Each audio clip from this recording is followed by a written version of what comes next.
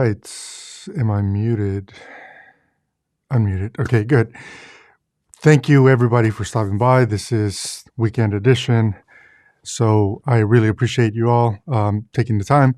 As you've probably noticed in the last couple of weeks, I haven't really posted a lot of content, and mainly because we are back, shooting on set, on location, 4 or 5 times per week, which is really refreshing and very different than everything that we experienced, the majority of 2020. So I'm really happy about that. But that also then means I have more that I'm able to share because I've been using all this gear for, like real live productions, not just my own tests and different things that I've done on my own. So I really appreciate all of you who have subscribed, who have followed, and who want to go through this journey. So the theme of today's topic, first off, I want to make sure that I say a big shout out to Shot on R5. Thanks for becoming a member. Really appreciate you. And in case you guys don't know, Shot on R5, and he just posted a comment, which I'll just bring up here into the live broadcast. He's able to show that the Canon EOS R5 is able to capture in C-Log2 in camera, not in RAW. And if you guys are interested, or you guys have that camera and you want to see how it is that he's able to accomplish that, be sure to check out his channel because he has a video on it. And after this live stream, I'm going to message him and try to figure out if he would be okay with me maybe doing a little bit more elaboration on sort of what he did already on a video that I would post on my channel, of course, giving him credit because he's the guy that discovered this. And I think that this is a very big opportunity for all of us who shoot on the Canon EOS R5 that do not want to shoot in 8K RAW. So anyway, just thought I would mention that. So here we go, right?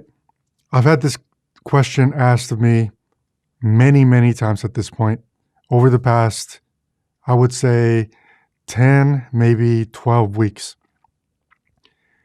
If I could only pick one camera, which one would it be? And out of those cameras, it would be the FX6, the Komodo, or the Canon C70. And here's the short of it for anyone who can't stick around and listen to this entire conversation. The short of it is you can't go wrong with any of these cameras. I believe that if you're willing on working around the limitations, the challenges that some of these cameras have, you basically could put them in any environment and they're going to do a really good job at delivering whatever you're working on, whether it be for web, for broadcast, for narrative, interviews, commercials, whatever it is that you want to do. On that note, each camera really, whether we all want to believe it or not, was made to fit into a niche. So for example, in my opinion, my humble opinion, the C70 is a very good jack of all trades. It fits into a lot of environments, but if I was asked, is the Canon C70 an A cam? For the type of work that I do, because I bounce around from corporate to commercial to web delivery type projects, a little bit of narrative, I would say that the C70 might fall a little short when it comes to being an A cam. Why do I say that? Because the C70 is missing one thing that I would absolutely love and could use if I was using it as an A cam and I was working on a larger production, and that is SDI out. It seems trivial and maybe small, but if I'm working on a larger production, having SDI out of my camera and sending a signal out to Video Village, knowing that my connection is not going to come loose, it's refreshing. It's just something that I've never had to worry about when I'm shooting on my C500 Mark II, right? Or my C300 or any other Canon cinema camera that I've ever owned throughout my career. So as an A-cam, on larger productions where it's more than just Carlos out there shooting, the C70 is really more of a B-cam or a specialty cam, in my opinion. Now, if I was literally only doing run and gun, one-man type projects, then the C70 absolutely fits as an A-cam. It does. It knocks off everything that I need, a very small footprint. I have a monitor that I can rely on. I have exposure tools that I can rely on. I'll come back to that because I have something to say about that. I have very good battery life. I have affordable media. I have file sizes that are not ginormous. And my computer can crush any codec that the C70 is able to produce very easily, very effectively, very quick turnarounds, everything from immediate delivery to actual massaging and working and grading and correcting and all of the stuff that you might want to throw at for a commercial production. The C70 is robust enough to be able to do that. Now, the FX6, I have a whole video talking about the FX6. And the FX6, in my opinion, is a step up from the C70 in the sense that it really can be used as an A-cam. It's still, and I'm just going to say this so that I can get over it. Shooting RAW externally, in my opinion, still to this day is a pain in the ass. It's not something that I want to do or that it's easy for me or that brings out a tremendous amount of benefit. So from that sense, the FX6 has, a little bit of limitations, but anything that the C70 can do, the FX6 can do. So really, if I'm making a decision between the FX6 and the C70, really it's, will I need to augment other productions? In other words, will I be working with other filmmakers or other studios or other agencies where I might not be the first unit, I might be the second unit? Am I expected to be able to have SDI out? And if the answer is yes, then the FX6 is a clear winner, in my opinion, over the C70. With that said, if I'm still just a solo operator, then it's really a level playing field. And it's, in my opinion, at this point, a matter of which lenses do you have and are you willing on maybe switching systems if you already have a set of lenses. Because if you already have, like I do, I have more than 30 Canon lenses, then am I willing on selling all those and switching over to Sony lenses? The answer today for me really is no. That doesn't mean that I wouldn't pick up a Sony. It just means that I would pick up a Sony and end up buying Sony lenses to complement that system. Because to this day, still today, 2021, January, for me, adapting lenses to another system, I'm still not very comfortable with it. I've had problems in the past, early, adapting lenses to Sony, and frankly, it's not worth it, right? If somebody is paying me to go out and do work, then effectively I'm making money. And if I'm making money, why am I trying to take a shortcut? That's how I look at it. It doesn't mean that that's how everybody should look at it, right?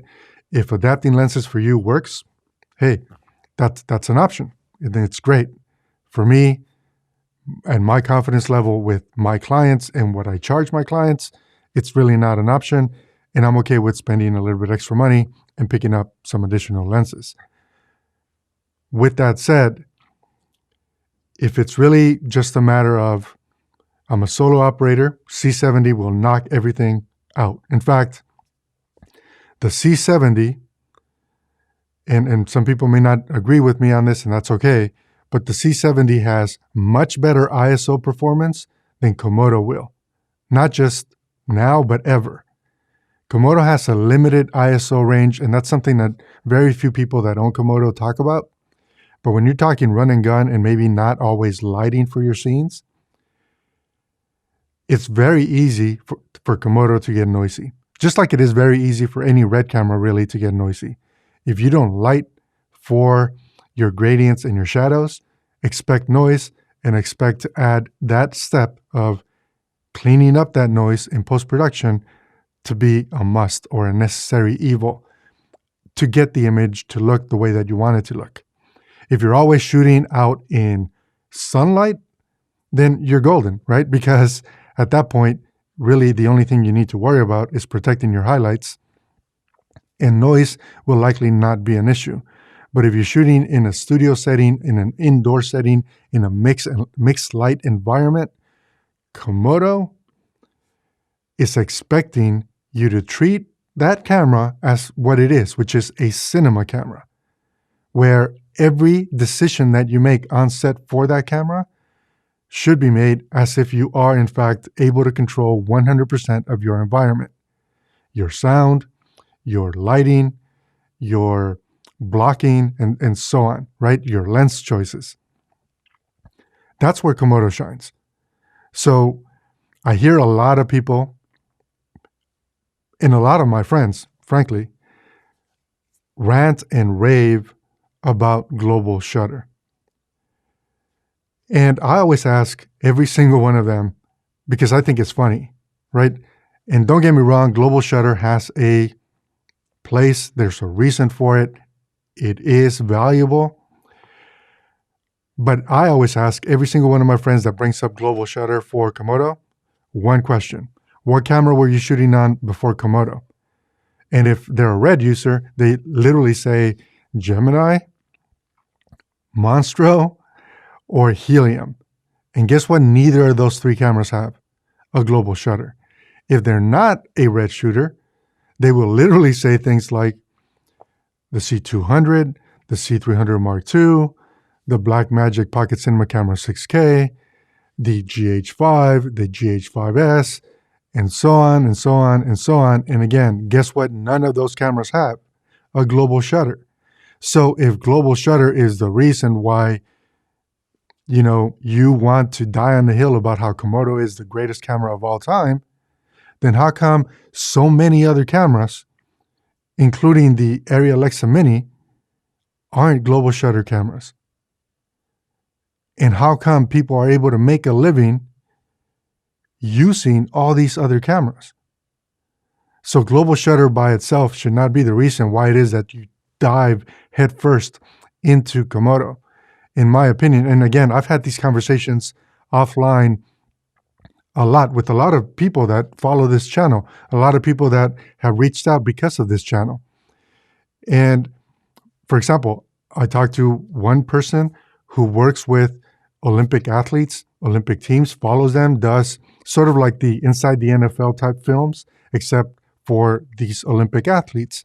So he gets to travel with them, gets to do a lot of different work with them, sometimes in really close quarters. So what I mean by close quarters, if they're inside of a bus, as an example, and he's trying to get either sound bites or some BTS of their performance, their training, what they might be thinking, or so on, and he's in the bus and he's trying to get a shot, and he's explaining to me why it is that he wants to go Komodo, global shutter, it's more cinematic, which I'll cover that here in just a second, and why RED Komodo is the right camera for him. And I explained to him, I said, well, that's fine, but again, Komodo is a cinema camera. So depending on what lens you put in front of it, it's going to behave differently, right? And this was something that I said to all of my friends over the years, forever. If you spend $10, $20, $30, $50,000 on a RED camera, don't use Rokinon lenses. That way you won't be disappointed. It doesn't mean that I'm hating on Rokinon lenses. I'm just saying get the most out of your camera by pairing it with something that is going to complement the work that you're shooting. Every Rokinon lens is a little bit different. And if you happen to get the right Rokinon lens that has the least fringing and chromatic aberration and distortion, then you're lucky. But if you don't, you know, you're going to see it in the image, especially when you're working at resolutions of 4K and above. And that's something that I believe should be taken into account. So again, going back to this friend who is shooting these Olympic athletes in tight quarters, I explained that to him. So he says, well, I'm usually shooting on Canon L lenses. Canon L lenses are actually really good, right? They are good for stills. They are, most of them, very sharp, especially when you stop down just a tad.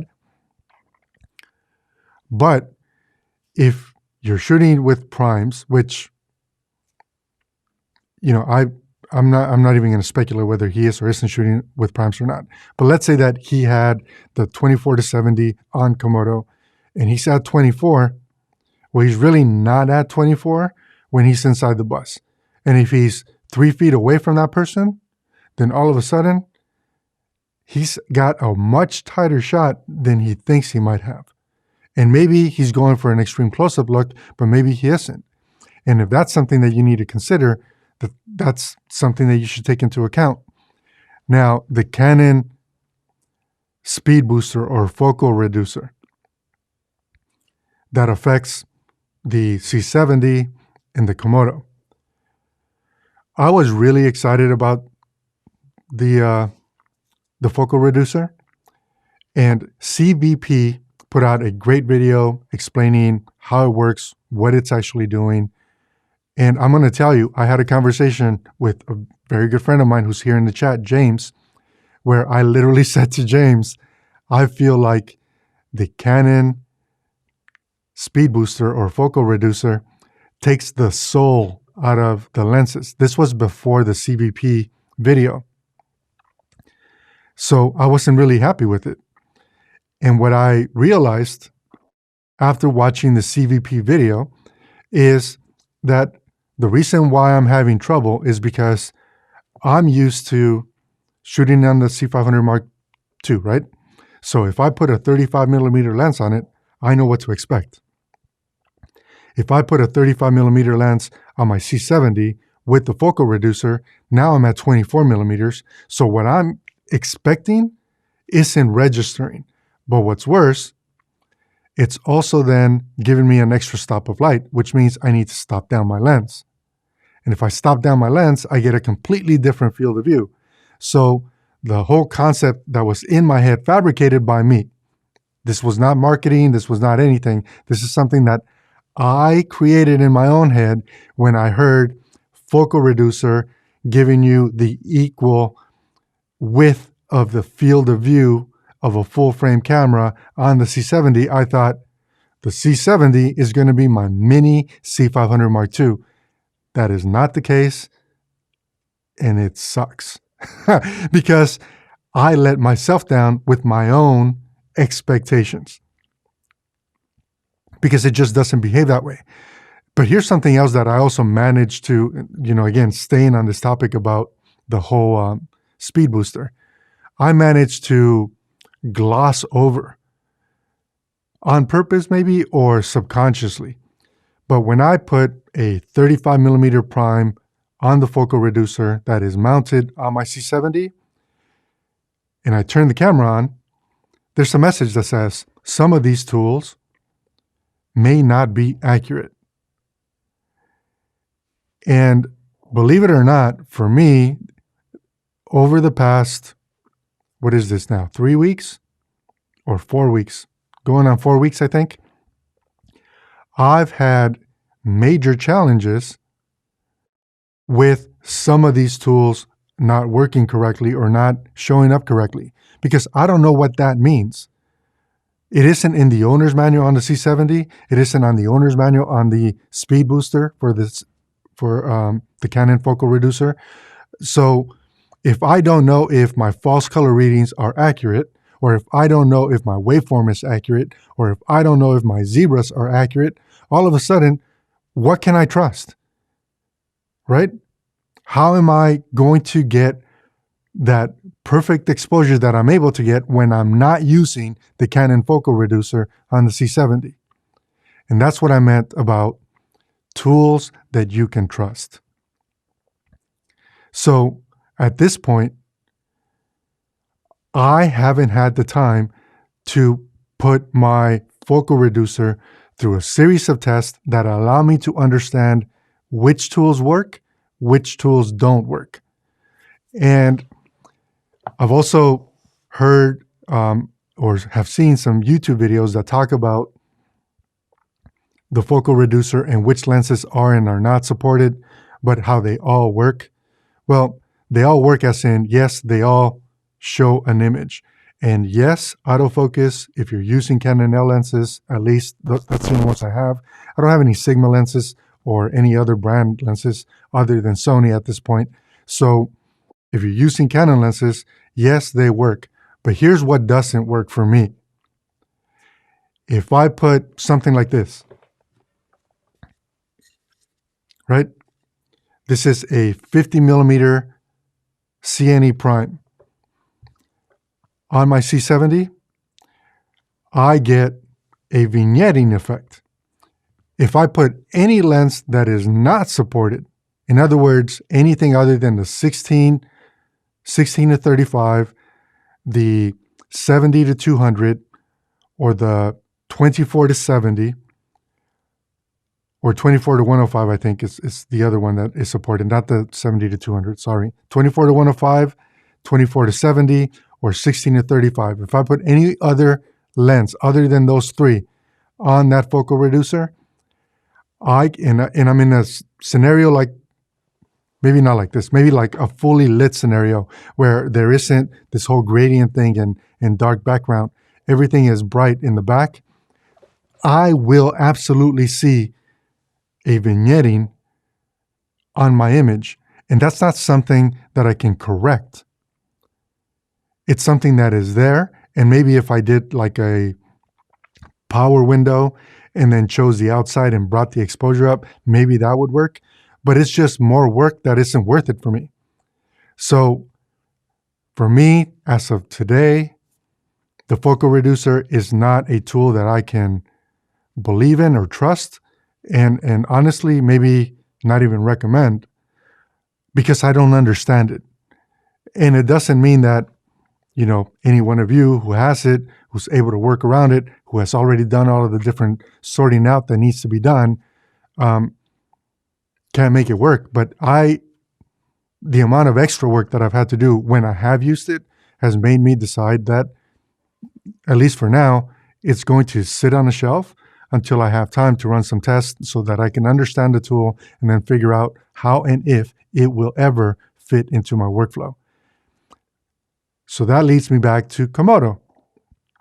If you're planning on using Komodo and trying to use this focal reducer, or any focal reducer for that matter, from Metabones or any other brand that makes them, and put it onto Komodo, understand that there may be some things that you might have to work out, and they might not be exactly what it is that you expect. So, Komodo. I'm just going to go down a list on each of these cameras, right?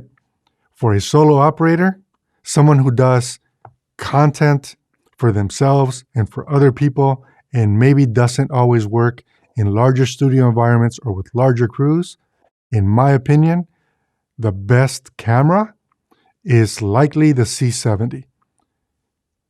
It's just a lot of bang for what that camera is able to produce. If you end up working on larger crews or in studio environments, or augmenting, like maybe doing second unit for different productions, then the FX6 is a better camera, in my opinion, than the C70, because that gives you all of the collaboration tools that you might need.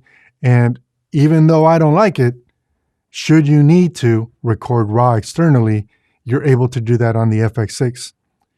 And if you're the type of person that is like,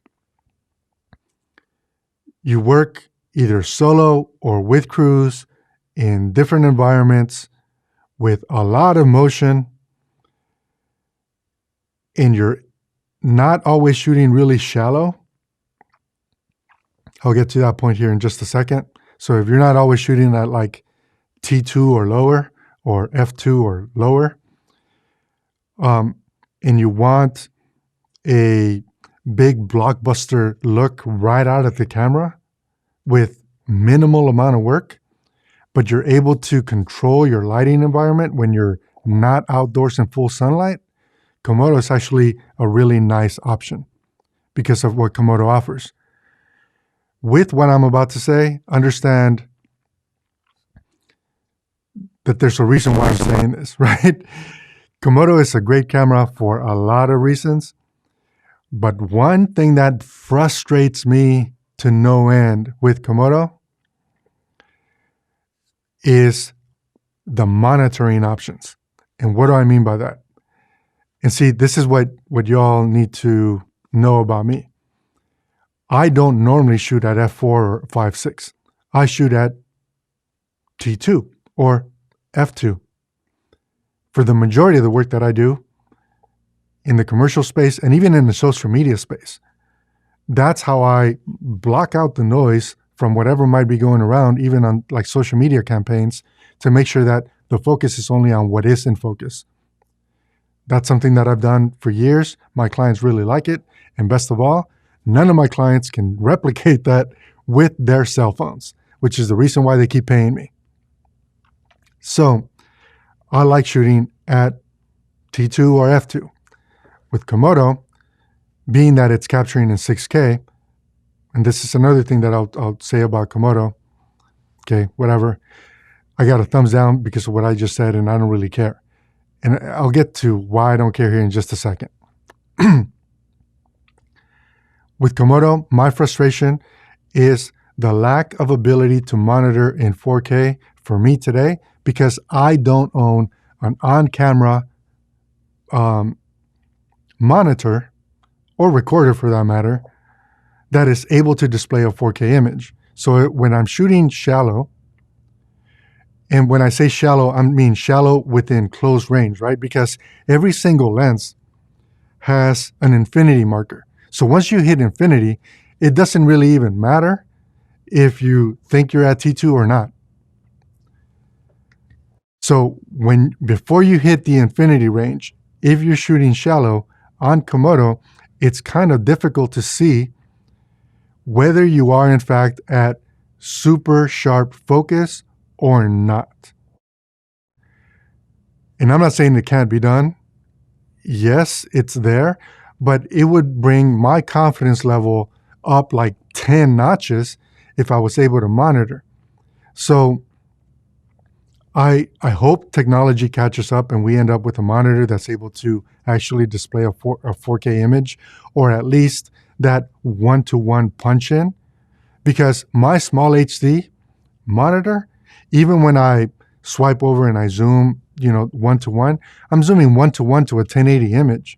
And that, unfortunately, still looks kind of shitty, right? Like it's not super sharp. It's not really nice. And when it isn't, it potentially could mean that I'm not in focus. And if I'm not in focus, I could ruin that entire project. And that's my biggest and number one gripe with Komodo. So small HD Indy 7 has 4K. So being able to take in a 4K signal is great, but being able to display a 4K signal is what I'm actually talking about. So unless I actually had a big monitor on set with me, and when I'm shooting on Komodo, I don't, that's really my gripe. So that's kind of where I'm at with that. But beyond that, I don't know if you guys know this or not, but on Komodo, on the little top display, if you swipe to the left, it will actually let you do what we're able to do on DSMC2 cameras when you press the number 1 button, which is punch in one-to-one on what the sensor's actually seeing. That's actually really nice, except the display is so tiny small. It's so puny that, and maybe I'm just too old. Maybe my eyes are just like shot, right? So I'll give it that. But that's something that you all should, consider and take into account. On the C70, if I need to punch in, again, removing the focal reducer, because I don't know which tools I can and can't trust when I'm using the focal reducer, because Canon doesn't spell out for me what is working at 100% or 90% or not at all. So without the focal reducer on the C70, if I punch in, I can punch in even more and give me an even tighter shot to determine whether my critical focus is on or not on. And with some of the work that I do, like in the jewelry space, that matters, because it's hard enough to light a diamond ring as it is. But then when that diamond ring is also highly reflective, because that's what they make them for, right? They make them so that they reflect a lot of light, so that they have a big wow factor when people are looking at them from a distance. So when I'm shooting a diamond ring and I'm already going through the challenges of lighting for that, the possibility of missing that macro shot, it can't really happen, because I will lose a client. And that's kind of what it is that I mean, and why it is that I'm saying everything that I'm saying. So which camera would I be happy with the most if I could only pick one? And it really, unfortunately, depends on the type of work that you're working on. And I'm going to say this, and this, again, is likely going to be an unpopular opinion, but I'm the type of person that at this stage in my career, I believe you should only buy the camera for the work that you already have, not the work that you hope you will have or you hope to be working on in the future. Every single one of these cameras, whether it be the FX6, the C70, or the Komodo, it's hard as a creative to outgrow them because of how much they're able to give us. If we put the right lens combination on them, if we use the right lighting techniques, if we add on things like a set designer or a producer that can help elevate our storytelling. And I don't care if it's storytelling in a commercial space or storytelling in a social media campaign or storytelling in our own narrative projects. Every single one of these cameras can over-deliver, and likely the limitation, at least, again, at my level for the things that I do, are going to be associated to budget, location restrictions, and other talented people that can help elevate my projects. The cameras are definitely not the stopping point or the crutch that is stopping us from getting better than what we are. The cameras, if anything, at this point are now enabling us to take everything that we have, that we can do, and everything that we've learned over the years, when working with things like GH5 or the 5D Mark II and so on. And we can apply it to these cameras that now are like rock star cameras and end up with something that is incredibly better because of the skills that we picked up along the way in our careers. And that's really the answer, right? So again, from my perspective, solo shooter, somebody that's going to create content for yourself and other people, but maybe not work with other crews, C70 will knock it out of the park 10 out of 10 times. If you have to work with other crews, you have to augment other productions, then the FX6 is a better option simply because of the SDI out options. And if you had to, the raw capability externally. And if you're able to do both, like if you're jumping from solo creation to augmenting other crews and working on your own features or your own narrative projects, Komodo really is not a bad way to go. Just understand that Komodo is just like Arri cameras. They expect that you have a lighting budget And if you don't have a lighting budget, you're going to spend an incredible amount of time in post-production fixing the noise-related issues that come with those types of cameras. It just is what it is. But there is no arguing that image quality, at least from my perspective, you can make any one of these cameras perform at the level that you want from an image quality standpoint by doing one simple thing: making sure that you select the right lens for your project. The lens is what's going to separate these cameras. And I'm going to give you a reason and an example as to why I'm saying this. When I did my frenemy video, where I showed all these different cameras, every camera except for the Sony a7S III used the Helios, 58mm lens. Every single one of those cameras used that lens. But the Sony used the size 55mm lens. Well, the 55mm lens that's made for Sony is a clinical lens. It is much sharper. It's sharper way up on the edges, has way less distortion. It's just a beautiful lens. Helios is not a perfect lens. And a lot of people made comments about what they thought about the Sony a7S III based on that video. It's a valid point, except it wasn't a level playing field because the Sony was playing with a much better lens for what that test was than what every other camera in that lineup had to play with. And that's what I mean about you can take any one of these cameras, make the right lens selection, the right filter selection if you use filters or stack filters. I do on my projects. And you're going to end up with whatever kind of image you want and need for your project. But the camera by itself isn't doing it, right? It's like it's your knowledge on which lens is going to work better for which shot or which type of project. It's which light or light setup are you going to use? Are you able to control multiple zones? If you are, you're able to create a much more cinematic image. That's another thing, right? So many people talk about like, this camera has a much more cinematic image than this other camera. Well, the cinematic image isn't produced simply by turning on the camera and hitting record. The cinematic image is produced by creating depth in your picture, and that's done by light zones. So if you don't understand light arrays, light zones, contrast ratios, then it's going to be a lot harder, even if you're shooting on Komodo. Hell, even if you're shooting on Monstro, it's going to be harder to make your image look cinematic if you don't know or understand how it is that, or what steps you need to take to end up with a cinematic image.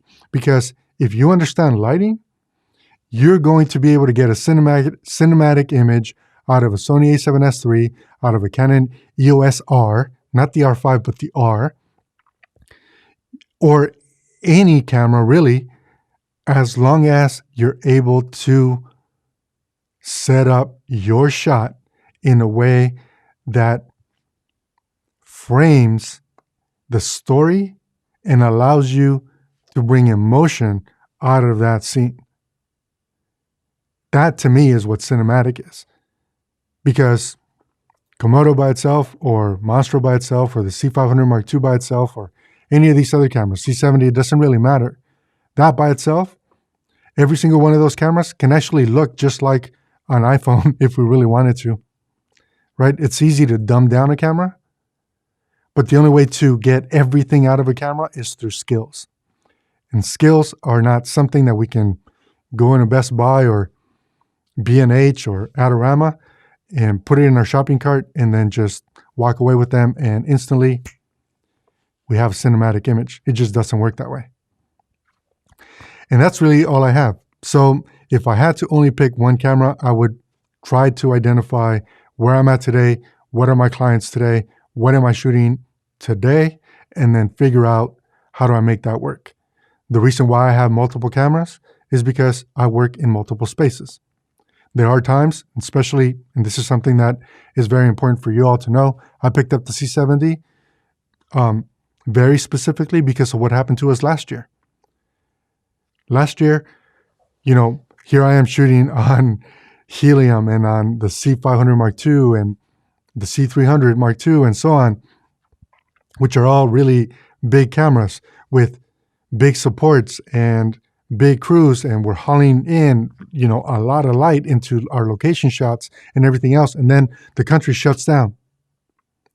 And I have all this awesome gear, but I'm trying to do it all by myself. I'm trying to haul the camera, the supports, the Dana dolly, all my lights, my rigging, my audio, and I'm trying to do all of that shit by myself, and it kicked my ass. And that's the truth. With the C70, I know I can bring 4 1x1 panels by Westcott, in case you guys are wondering which ones I use. So I use the actual panels that don't weigh much. I bring much lighter supports. I can bring a handheld gimbal or a regular old small slider and still get the same type of shots that I needed or could get with my bigger cameras and bigger setups, but work much more efficiently, faster by myself. And that's where the C70 fits for me. If we ever need to do that again, and in fact, we were able to pick up clients last year where we know we will have one-man crews working on their content. That's where the C70 is going to fit. Komodo is going to fit in our commercial production where we're augmenting our DSM-C2 cameras. And the C500 Mark II, again, larger productions where we know we need, that type of camera and we need those types of collaboration type tools. The FX6 for me is this is going to piss people off. I know it. I can see the thumbs down coming. But the FX6 for me is going to replace my Sony a7S III. Because the Sony a7S III, from everything that I've shot on it, everything that I'm able to work out on it, is it a good camera? Yes. Can it do a lot of things really well? Yes. If you're a solo creator and you're running a YouTube channel, say, for example, that camera, yeah, absolutely works. But it also means you have to, again, from what I've noticed with my experience on it, I have to nail everything in camera because of how limited I am in post-production compared to the other cameras that I'm used to working with and using. So the FX6 will replace the Sony a7S III for me. And where will it fit? In the same place where I was hoping the Sony a7S III to fit, because the ISO performance is good or great even. And I don't ever shoot with only available light or only practicals. So I don't need the astronomical, ISOs. And I think the FX6 is going to be a good camera for us. And it's something that allows us, as I mentioned earlier, to augment other teams. So I'm not locked into just being a Canon user or a Canon fanboy, as some people here on YouTube like to call me. I'm not locked into just being a Red user. I have the ability to augment any crew, whether they're shooting on Sony, on Canon, or on Red, because of the camera lineup that we have. But if I had to pick just one, I think that those are the breakdowns. Are you going to be augmenting other people? Or do you already augment other people? Do you shoot by yourself? Or are you also then producing maybe feature type work where you want all of the flexibility? And I have a video that I put out comparing different RAW codecs, or RAW actually, from different cameras. And you can see very clearly that the red code RAW gives you a level of raw control that it's kind of unmatched, right? Like if you didn't clip your highlights, you will not clip them even though you're manipulating your raw settings in post-production. Canon, Blackmagic, ProRes RAW, and all these other RAW codecs, they actually do allow you to make mistakes. Red tries to contain you and says, hey, this is your white point, this is your black point, make whatever adjustments you want, and it does the adjusting for you in the raw controls. So that's a big, reason why someone would want a red camera. And frankly, that's the main reason why we love red cameras here in my company. So, okay, so there are lots of comments, and I'm going to promise you I'm not going to get through them all because I think we've been out for like 50 minutes. So I'm going to try, and I don't even know how far back I should go. I'm just going to apologize that all these comments I'm not going to be able to get to. I don't really have anything else. If you guys have any questions that you want to drop right now, like loud and clear. So Carlos, your choice is FX6. FX6 over the Sony a7S III, yes. FX6 for collaboration, run and gun, difficult lighting scenarios, yes, yes, yes. Narrative work, potentially. If I had to only pick one, FX6 probably would likely be where I would lean towards if lenses were not an issue, right? Yeah, I guess I'm saying it. FX6 would be where I'd go if that was the one camera. Cam Key. No, I'm not going to own 6 Komodos. I will. Okay, because Cam Key knows, because he and I have had an exchange, because he already knows him because of what he said. You all should know that not Carlos, but the company will own 3 Komodos before summer. So that's how much we like Komodo. It's a good camera. We will have 2 C70s and we will have 2 FX6s. That's actually going to be the lineup. Going into 2021, I really believed, like beyond believed, especially after the year that we had in 2020, I believed that my camera lineup was going to be C500 Mark II, Canon EOS R5, and the Canon C70. That's what I believed 99% of all of the work that I did was going to be shot on.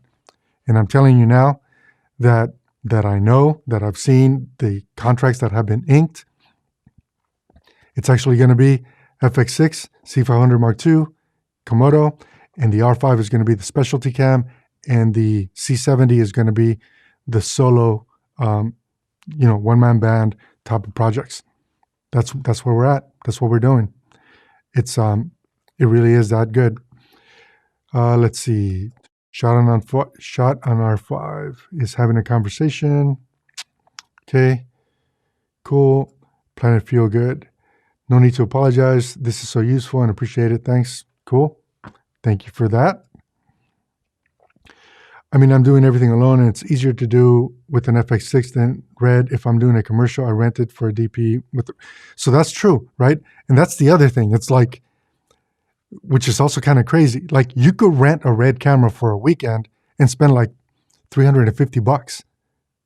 So if you're doing a whole bunch of work on your own, yeah, the FX6 is going to allow you to basically get, again, just about anything that you could throw at it. It's going to do a really good job at it. If someone is dead set on shooting on a different system, rent the camera. Rent the camera and work with whatever crew you need to. That's a very good option. What about the plastic monitor on this Canon C70? Is it how it articulates? So I don't have any problems with it. I know that there have been people that have said it's come a little loose for them. At this point, I think I have about 400 hours on my C70 and I don't have any issues. So I'm not sure. Maybe it was a quality control thing at some point. For me personally, it hasn't been a problem. Summary again for David. Summary is simple. solo shooter, one-man band, creating content for yourself or for clients, C70, 10 out of 10 times will over-deliver. If you need to collaborate with other people and you need SDI out or the possibility of needing raw recording, you can do that with the FX6. It's a great all-arounder, in my opinion. And if you need something higher than that and also have budget for crew and more importantly, for lighting, because unless you're only shooting in sunlight, okay? If you're also not only shooting in sunlight, then Komodo is going to require that you have a lighting budget, and it allows you to work with other crews in larger environments. So I think that that would be a good option. That's my summary from my perspective. Okay, damn, here trying to get one Komodo before summer. Okay, well, loud and clear. I'll tell you this. I've been hunting for them for such a while that I think I might be able to send you a DM and give you some leads as to where you might be able to find one. I had a friend, this is also really interesting with Komodo. The used market for Komodo is kind of crazy. I had a friend in Florida who wanted to sell me a Komodo. He bought two. He shoots Monstro Komodo side by side all the time. And his third Komodo, or his third camera, which would be that other Komodo, isn't really seeing a lot of time because he doesn't need 3 camera shoots on everything that he does. So he asked if I wanted to buy his Komodo kit. I asked him how much. He said $12,000. I went on set because I was like, yeah, that seems fair. It's got batteries, it's got media, it's got lens adapter. It's got a lot of the accessories that I would need anyway for the second kit. So that seemed like a totally fair deal. I went on set. When I got off set, I sent him a message and he's like, dude, I didn't hear from you. So I put it on eBay and it sold like in hours. I asked how much he got for it. He got $16,000 for the Komodo kit. So I thought, should I put my Komodo up on eBay? No, I'm joking. I need it. I need it to make money. But that's how crazy the used market is for Komodo. It's a very good camera for what it is. And as I mentioned, as long as you have lighting budget, it will perform really, really well. Okay. What run and gun zoom for the FX6? That's a really good question. I'm still trying to sort that out myself. I need a lens that is faster than f4, and that's where I'm stuck at this point. But I'm thinking maybe the 24-70 f2.8 by Sony, that might be where I start. And then if that doesn't work out, then I might need to look at something different. I'm also really interested in considering the Parfocal DZO film lenses, that set that sells for like $3,000. They just seem like they're a really, really good buy. And I might actually pick one of those up and just let them live on one of the Komodo kits permanently. And that'll just be the way that camera is operated and how it runs. Because with those two lenses, I got focal coverage that will allow me to basically tackle any situation as long as I have the right lighting. So yeah. Derek, love my FX6. Best do everything camera I've ever owned. I really do think so. I think that camera has a lot of really, really good options. I want to check out the FX6 plus the Sony FEC16-35 T31G setup. It looks like it would be a good video combo. What do you think? I haven't seen that lens, but now that you mention it, because I know how critical you are of your images, I'm going to be checking it out. So thank you for that tip. Shot on R5. Let's see, loud and clear. Hit me up too. Probably enough. Shop in Europe. Yeah. So I think I covered this, Eric. What lights you recommend for up and comer? So I'm going to say this and not hating on any brand, okay? But just for what it's worth. If you're going to go with aperture, and I know that a lot of people on YouTube love aperture, and aperture gets a lot of press and a lot of coverage from a lot of YouTubers, and so on and so on and so on, right? Affordable tools for filmmakers. That is true. But what you should consider with aperture lights is that if you step into a light range or model, you should stick with that family, because if you go with, say, the Amarants, and then you go with the Nova, and then you go with some other, like the 600D, for example, between those three, it's likely that the color quality is and color temperature may have some variances. And why does that even matter? It matters because on cameras like the C500 Mark II, anything that is capturing in 10-bit or 12-bit or like RED, right? 16-bit RAW, those little tiny color variances, where before maybe on older camera systems, having a 2 or 3 or 400 Kelvin color variance wasn't noticeable, it's like super noticeable.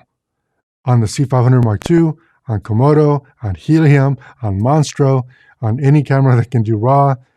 And when you have a monitor like my Pro XDR that's behind me, it's turned off, but that one that's behind me, it's so apparent and obvious that it hurts. So just understand that if you're going to go with a brand like Aperture, where they're making lights at all crazy price points, you're going to see variances. Whereas if you go with a brand like Westcott or Cineo, which are brands that I've invested in, then it doesn't matter if I buy their 1x1 panel, their 2x1 panel, their 2x2 panel, or anything in between. Every single light is going to have the same color quality and the same color temperature across their entire lineup. So consider that. And I know that that was a horrible way of saying which lights should an up-and-comer invest in, but understand that investing in lights is a once in a very long amount of time investment, whereas cameras, we're buying new cameras every 3 to 5 years. But I've had some lights now for over 7 years. So just consider that. Let's see. I love my C70, but as a one-man band, most of the time I find that its autofocus struggles with darker skin tones in medium to low-key scenes, and that is true. So Canon cameras love light, just like RED cameras love light. And autofocus absolutely loves light. I did a whole bunch of autofocus tests, right? And what you guys may or may not know is that the majority of the time I'm shooting on lenses like this. So I don't rely on autofocus, but I have seen a lot of people, especially like me, right? I'm darker toned. And if the light gets any darker, I get darker in a hurry. And yes, the C70 will struggle, and so will my C500 Mark II, will struggle in a low-key scenario with darker tones. So keep that in mind.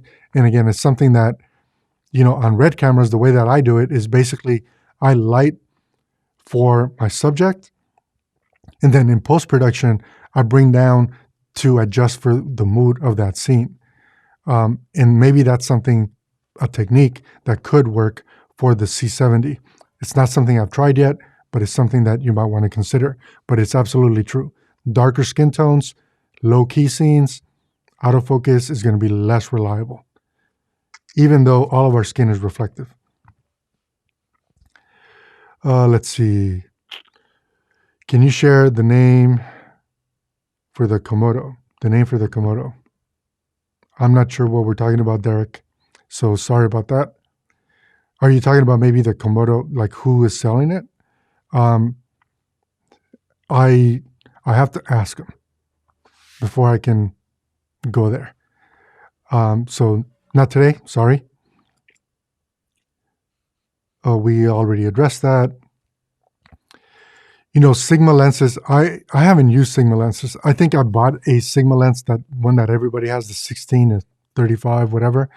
One time, I put it on my helium and it vignetted. So I was like, this is going to be sold. And I think I sold it for like $400. I just didn't want it in my studio after I saw it vignette my helium sensor. So it kind of bothered me. What running gun mic would you say for the C70? Thanks. I think if you're going to run and gun with the C70, my first choice would always be to use lavaliers. If there are going to be multiple people and you absolutely needed a shotgun mic, then a shotgun mic with a lot of reach is really important. And for me, that would likely be the Sennheiser MKH416. If you can afford it, then I'd go Schoeps or DPA. But the 416 would be the minimum for a run and gun setting where I wanted to make sure I got terrific audio with very limited noise with really good reach that I could clean up in post with kind of forgiving off-axis artifacts. The 416 likely would be my choice.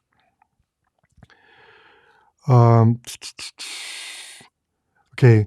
Dakari is saying the Sigma 24-70, so you all should probably check that out. Let's see here. Andreas, I placed my order through Red site. If you got any more insight, let me know, please. Yeah, I know. Everybody wants to come. It's so weird. So this is how you guys know that I'm not a fanboy of any brand, including Canon or Red. I actually believe that Red is delaying Komodo productions to increase demand because that allows the value of the brand to go up. I firmly believe that. Maybe it's my own conspiracy theory that I'm drumming up in my head, but that's what I'm believing. So I don't know. I don't know if it's true or not. Hazar Cage. Let's see. Whoops. Sorry. I think upgrading from EOS R to C70 as a solo shooter will skip the R5 and R6 due to the codec and overheating. Anything I'll miss from the EOS R or any regrets? Asking because I know you use both. If you have the Canon EOS R and you're upgrading to the C70, you're going to be incredibly happy at every level. Of course, you won't be able to do stills, but from a video perspective, everything is like next level, top notch, much better. So nope, no regrets. Sennheiser MKH416 works great with my C70 for most outdoor projects. Yeah, the 416 is a terrific microphone still today. Let's see. Have you tried the ProLights LED panels 2x1? I have not. But I think I will be in the near future, thanks to a video that Tommy did. I thought I wasn't going to spend any more money on lights, and then I saw that video, and I'm like, oh, shit. Yeah. Rode NTG5 with the C70. Okay, so I think the Rode NTG5, if you like the sound of the Rode NTG5, it's a very good microphone. Yeah, I like that microphone too. Which camera has the most dynamic range according to you, Red Komodo, C70, or the FX6? So that's a tricky question because it really, I think they're all on par. I don't think any one is better than the other. I think that Komodo gives you a lot more flexibility, right? Because, and here's what I mean by flexibility. If you know how to expose a Red camera and you did not clip the highlights, you will not clip the highlights. If you know how to expose a Canon C70 and you did not clip the highlights, There is a chance that the super whites will be clipped. And on the C70, when content or information is clipped, it's clipped. And the FX6, while I don't have that experience on it, I'm going to assume, because it's not a RAW codec, that if you clip the highlights, the information's gone. So from my perspective, flexibility in post, Komodo is going to give you more of that. But what each camera can capture total dynamic range-wise, I think each of those cameras is on par, as in level playing field, even. It's just that the exposure tools and the flexibility in post is greater for Komodo because of Red Code RAW. If you're doing ProRes RAW, I think Camkey might be a better person to ask because he actually did a test. And from what I've seen, ProRes RAW basically dumbs down Komodo to any other camera that is not capturing in RAW. Those are my 2 cents, I guess. Let's see. My Aperture 300 has a green tint compared to the Velvet 2 or Pro lights. Okay, so that's kind of what I'm saying about Aperture. So yeah, they're affordable lights. Yes, they're loved by a lot of YouTubers because a lot of YouTubers get free lights from them so they can make YouTube videos that, generate views. But if they were actually buying the lights, would they be buying the lights? That's a question that I've never really gotten a straight answer from. So, I don't know. Okay, so Derek, C70, but it's really close to FX6 in my experience. The wider field of view is much more relevant most of the time. So that's true. Let's see. Shout out 5. I love Aperture, but their modifiers like softboxes, silver reflecting, pairs not neutral. They add a lot of green tint to the light. Discovered this lately during lens. Yeah, I know. And that's actually the main reason why on this channel and for my productions, I don't use Aperture lights. And I'm just going to leave it at that because they are affordable. So let's see. Any experience with the Canon 1880? No, I haven't used that lens. And I believe the 1880, wait a minute. I haven't. So no, sorry. I'm just going to leave it at that. Where do you see the C300 Mark III and the C500 Mark II fit? Anywhere where you need a commercial crew with commercial grade tools and the possibility of a RAW workflow, both of those cameras will outshine the C70 10 out of 10 times. So what that really means is anything other than one-man band shoots.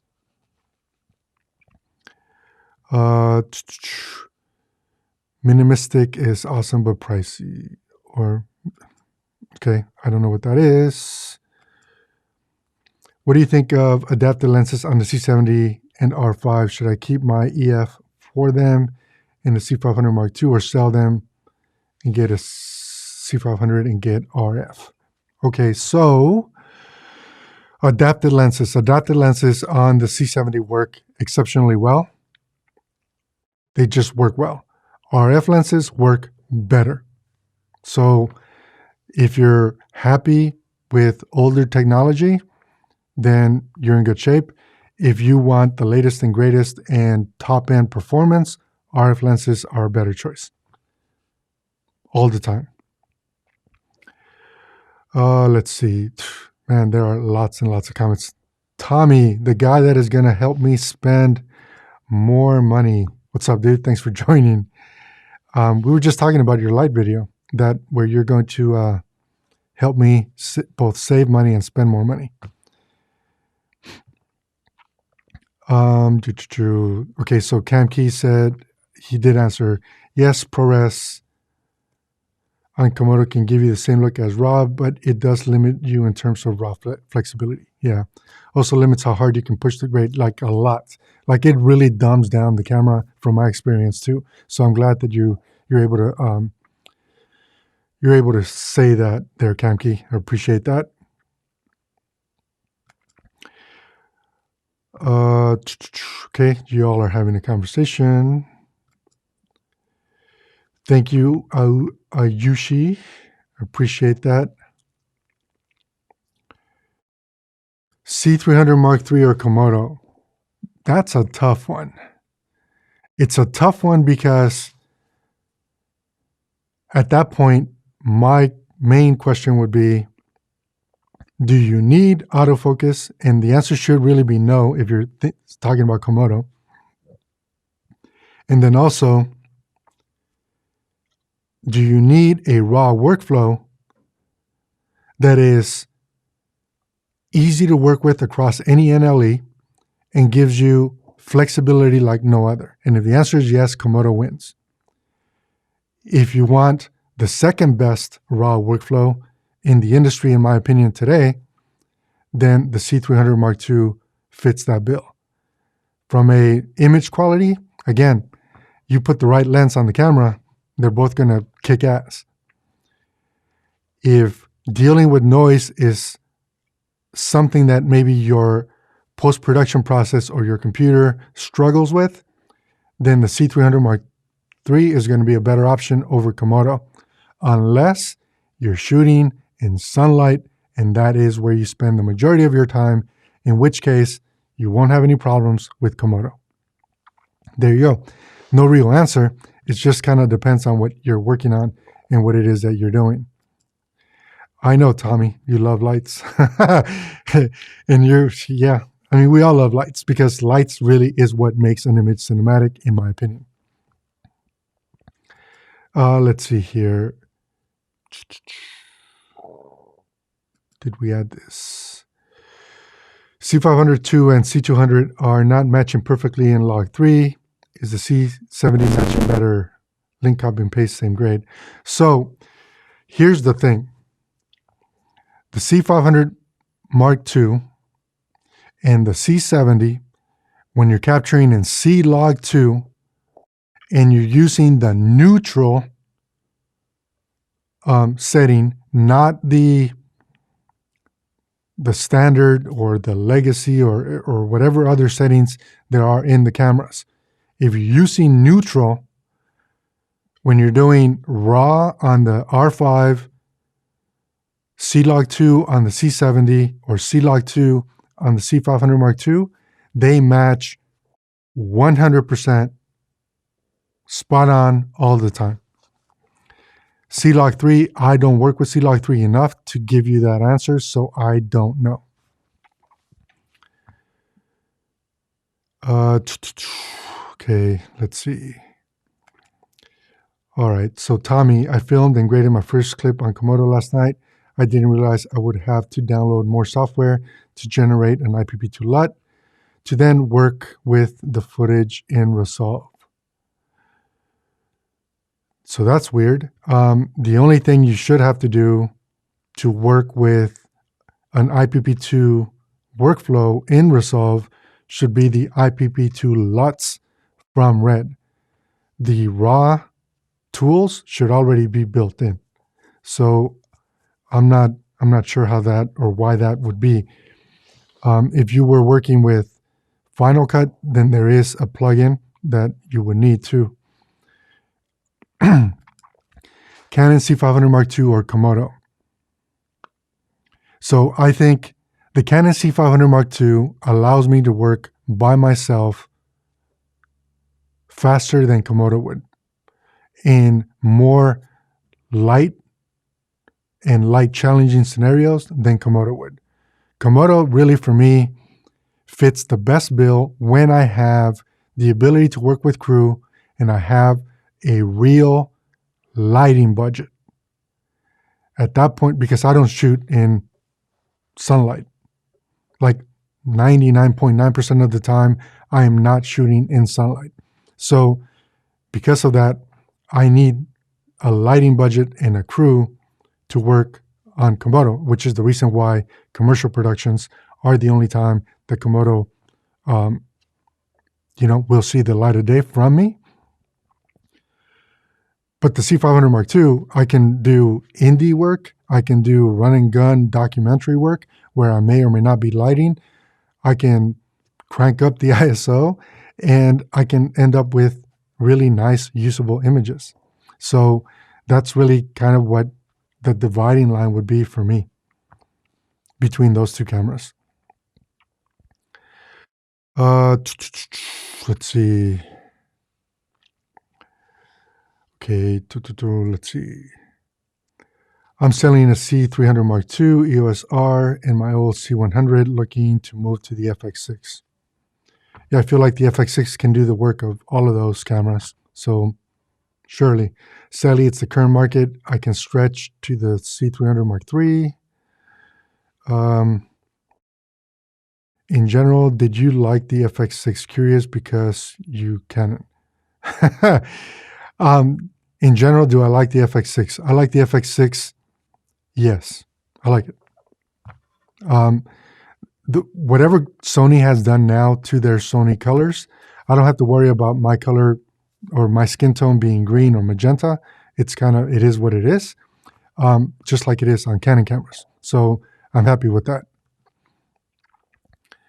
Let's see. I believe the C70 will give the best skin tones out there these days, or out of these three. What is your opinion, brother? So here's the thing. Skin tones, as much as color science plays a role, that is true, but the lens plays a bigger role.